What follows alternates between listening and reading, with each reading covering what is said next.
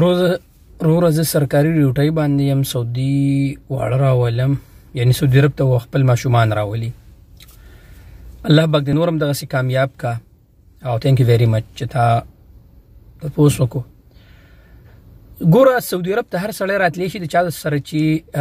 ویلډ اقامه او ویلډ ایگزیټ ری انټري او دی وخت کې چې ویکسینیټډ دي نو بوستر ډوز په پاکستان کې سٹارټ شوی دی آی تھنک زما په خیال سره خو بوستر ډوز دلته چې کوم ډیرو مرګرو داسې وکړو کلیواله چې هغه بیا ډایرکټ پی سی آر ټیسټ وکړو هغه بیا پازیټیو راغی ځکه چې تبه به وا یا کنه نو بوستر ډوز وکا لیک صبر وکړي سي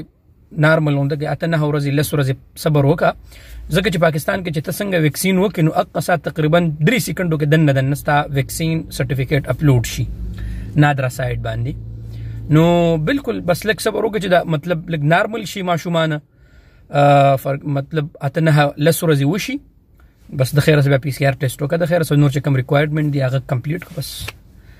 راضي دي الله رب العالمین دې بخیر خیرت سره راورسي